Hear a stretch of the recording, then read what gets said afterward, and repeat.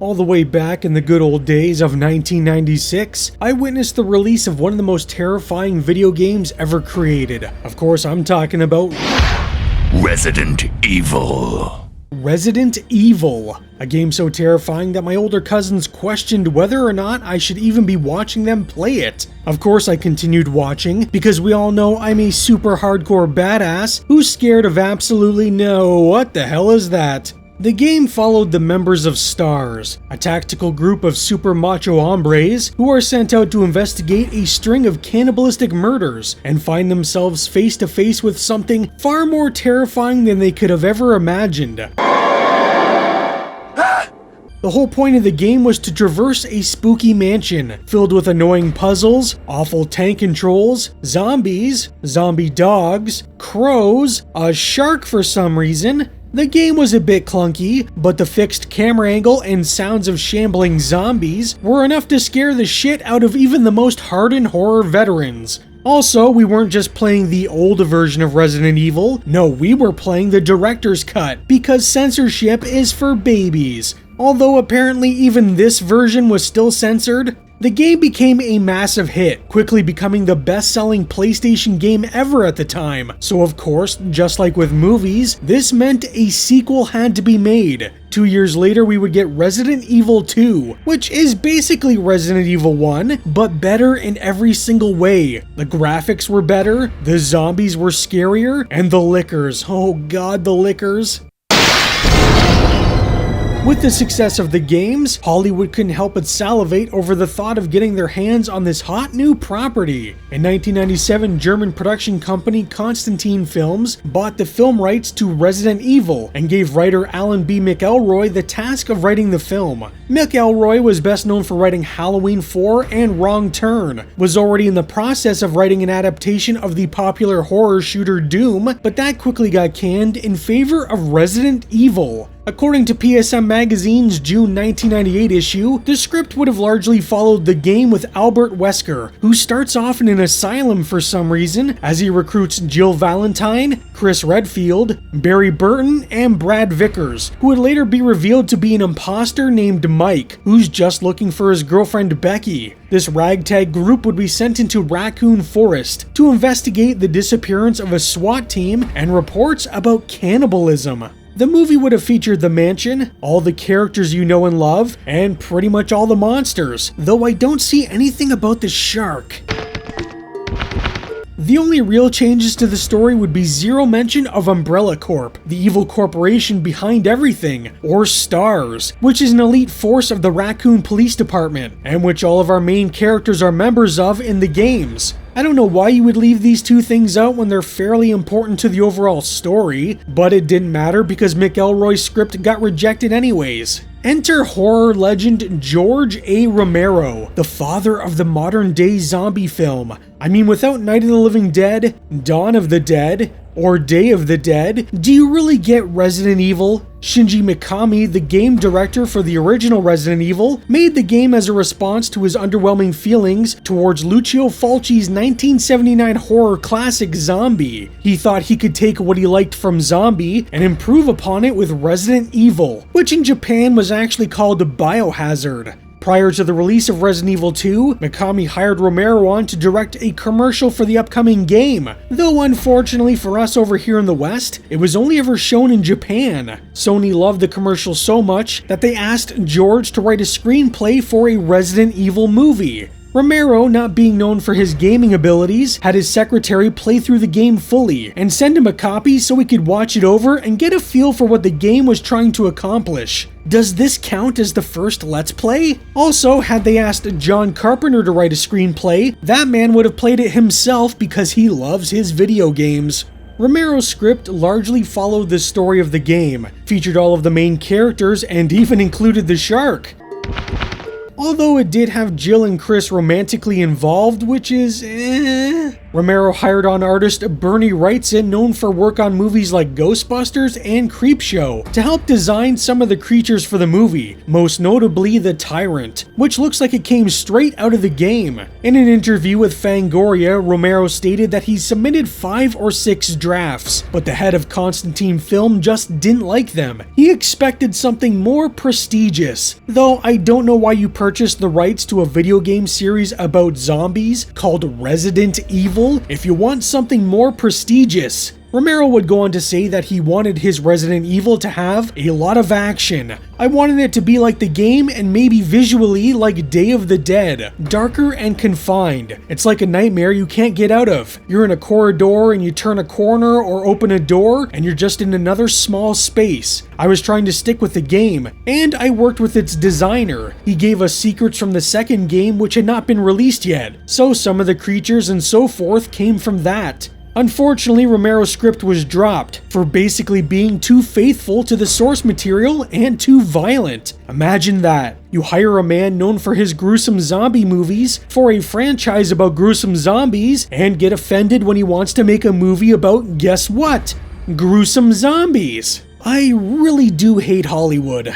After Romero's exit, director Jamie Blanks, known for Scream ripoffs, Urban Legend, and Valentine was brought aboard, but thankfully his film never came to be. His idea would have seen stars facing off with zombies from Resident Evil 2 and 3, so I guess there's a good chance we could have seen Mr. X or Nemesis. But considering how watered down Blanks' movies often are, I'm glad we did not get his version. Video games and movies have always had a bit of a turbulent relationship, but in 1995, one director actually managed to crack the code. Paul W.S. Anderson began his career with a little crime drama called Shopping, and while Shopping didn't exactly light the world ablaze, it did open him up to more opportunities within Hollywood. Anderson would next direct the movie adaptation to the wildly popular fighting game Mortal Kombat, and I don't care what people say, this movie kicks all sorts of ass. Mortal Kombat was a smash hit and made Hollywood realize that maybe video game movies could work. It was because of Mortal Kombat that Anderson would be offered the job, but that wasn't the movie that convinced me he was the right guy for Resident Evil. No, that honor belongs to one of the most disturbing sci-fi horror movies ever made, a movie that I was probably a little too young to see at the time. We're leaving.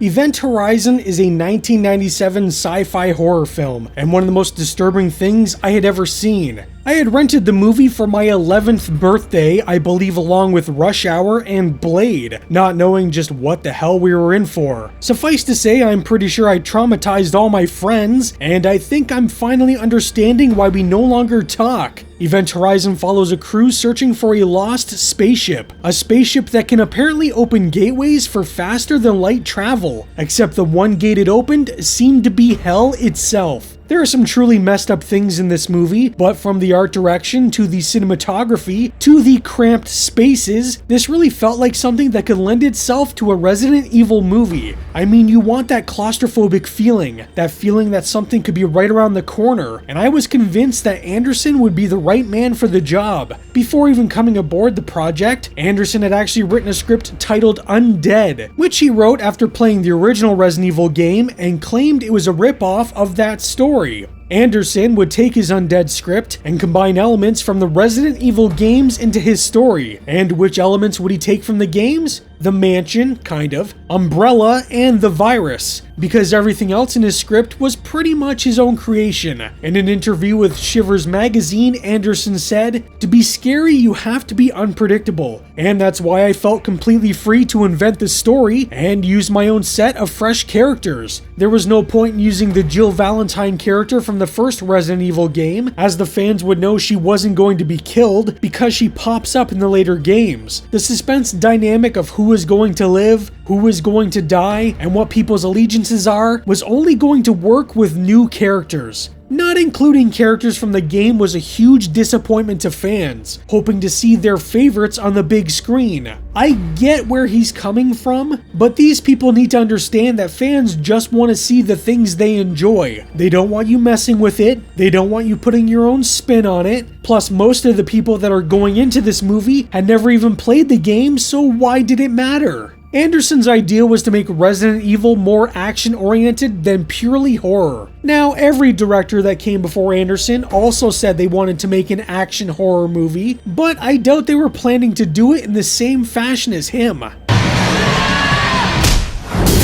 With the scripting all done, then came the casting. Michelle Rodriguez would be cast as Rain, a badass member of an elite military unit, likely cast because of her sudden fame due to the Fast and Furious being such a massive hit. Milla Jovovich would be cast as Alice, the film's lead, who maybe at the time was best known for her role in the movie The Fifth Element. Lilu Dallas Multipass. David Boreanaz of Buffy and Angel fame was nearly cast as the male lead Matt, but had to turn down the role due to his commitment on Angel. There were apparently ongoing negotiations for a smaller role, but it never came to be. By January of 2002, the film would receive an R rating, which seems pretty obvious for a movie about zombies, though Anderson decided to make the movie less gory than the games, likely because of the pushback he got from Event Horizon's infamous blood orgy scene that had to be cut almost entirely. The original cut of the movie landed with an NC-17 rating anyways, requiring Anderson to go in and cut out a lot of the gore to satisfy the Karens at Sony. So after years of scripts, directors, and tonal changes, how did Resident Evil's first foray onto the silver screen actually turn out? The film opens with basically an explanation of what Umbrella Corporation is. I guess they assumed a lot of people coming into the movie would be unfamiliar, but if that's the case, then why not keep the characters from the games? Someone decides to toss a bit of that old T-virus around, causing Umbrella's secret underground base to go into lockdown. My favorite part is this stupid woman right here, who thinks she can squeeze through this tiny opening in the elevator. It's like the rhino birthing scene from Ace Ventura 2, but it doesn't end quite as well for her. We are then introduced to Alice, played by Milla Jovovich, who I'm pretty sure is contractually obligated to start and end every movie half or completely naked. She has a little bit of that old amnesia, which is convenient because it means they can drip feed information throughout the movie whenever it's necessary for the plot. Alice wanders the mansion, which I don't think is Spencer Mansion, but is basically Spencer Mansion, although we quickly learn it's a secret entrance to Umbrella's underground facility. Hello? Be careful, Alice! Don't you know the crows are one of Resident Evil's most annoying enemies? Suddenly she's grabbed by some guy, and a bunch of Umbrella's military goons come bursting through the windows. Now, did they really need to make such a dramatic entrance? I mean, they could have just used the front door. The Umbrella goons take Alice and Mystery Man down into a staging area with a train car, which will bring them to The Hive, which is, I guess, the name of Umbrella's secret underground facility? I do like how Michelle Rodriguez spends most of the time with this tough girl look on her face, but it actually just looks like she heard someone fart. While on the train, they come across a guy who, just like Alice, also has amnesia for plot convenience. Turns out Alice and Check's Notes, Spence, get it, Spencer Mansion, are both in charge of guarding the entrance to the Hive and are fake married. Does this mean the sexy flashbacks are also fake, or what? The movie then decides to exposition dump on what Umbrella is and what happened to Alice. It seems a rogue AI dropped some nerve gas and knocked her and Spence out, giving them both temporary amnesia. I guess if you're trying to prevent a deadly pathogen from leaving the facility, that makes sense, but why people that are topside? Is it really just so we can reveal things later on? 5 hours ago, Red Queen went homicidal. Sealed the Hive and killed everyone down here. Red Queen is the rogue AI that decided to take everyone out after the release of the T-virus, and these guys were sent in to find out why. You would think Umbrella would have a better way of finding out what happened, no? There are cameras everywhere, systems monitoring everything. It's almost as if Umbrella wanted this to happen. Watch out, Rain! There's a spooky early 2000s jump scare behind you. The group makes their way to another room full of containers housing something, although any Resident Evil veteran would know what this brain belongs to. You stay here. Yeah, you stay here. The rest of us need to go die now. The film then comes to what is likely its most well-known scene, the laser grid corridor. This scene was so popular that it actually inspired a section in Resident Evil 4, where Leon has to avoid deadly lasers. It's completely absurd, but I love how the fluids from this guy's eye starts to leak as his body crumbles into tasty cubes. It's so stupid but awesome at the same time. Also, this is pretty much just an excuse to kill off half the cast. They manage to shut down the lasers and make their way to the Red Queen, who turns out to be a little British girl. You're all going to die down here. Well, that's rude. They shut down the AI, which opens up the rest of the facility so they can find out what happened. Rain hears some spooky noises and finds a woman who seems very, very drunk and very bitey too. Of course, that means you unload your entire magazine into her. Apparently, these people have never seen a zombie movie, however, because they don't know you have to destroy the brain. Suddenly, more zombies appear, zombies with terrible CGI. See, if George Romero were in charge, these zombies would be purely makeup. These idiots also let the zombies get way too close before they start firing. See how easy that was? Well, that's a classic rookie mistake. Elevators and zombies never mix. Rain manages to get herself bit once again. What is this now, the second or third time she's been bitten? Oh, and the worst looking liquor you'll ever see escapes from its containment. This is 2002, people. CGI this bad is unacceptable. When you cut the power, you unlock the doors. You let them out. How was this guy supposed to know there were zombies? I don't see how any of this is his fault. Alice gets separated from the group and comes across one of Resident Evil's most annoying enemies, the zombie dog. I mean, they're not terribly difficult to take out, but the tank controls sure make it a chore. Alice runs into a zombie and suddenly realizes she can fight. Though, since when do kicks work on zombies? Oh yeah. Anyways, mystery guy Matt goes off on his own too and is attacked by a zombie that happens to be his sister, which is the whole reason why he went down there to begin with. We also get drip-fed more information that Alice and his sister were working together to bring down Umbrella. I don't know if I would be sitting around having a conversation when I know there are zombies walking around. Alice and the others regroup, but realize they need to turn the Red Queen back on, because the hive will be completely sealed within 1 hour. That circuit breaker you're talking about, can you bypass it? Yeah? So do it.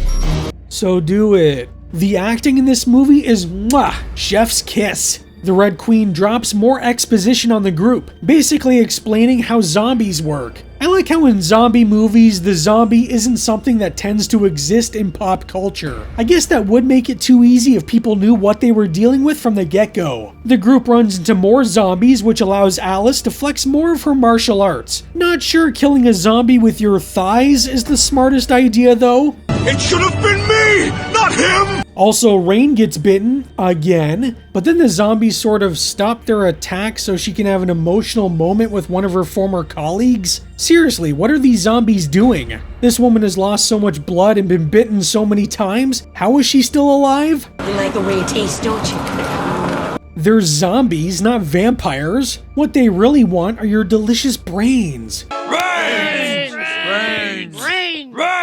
The group gets attacked again, but it's like these zombies don't even try. If these were zombies from, say, Day of the Dead, this whole group would have been food a long time ago. The group abandons one of their friends, but again, these zombies are so useless, I'm sure he'll be fine. Alice starts recovering some of her memories and remembers that there just happens to be a cure for the virus. Also, there's a weird Alice in Wonderland theme throughout the movie. First you've got Alice, then the secret passage behind the mirror, you know, through the looking glass, going down into the hive, which is like going down the rabbit hole, the white rabbit itself being experimented on, and hey, what about the Red Queen? It's like he's trying to comment that Alice's journey into the hive is like a journey into a new nightmare. A nightmare where terrible CGI liquors exist, and you can fight zombie dogs with kicks.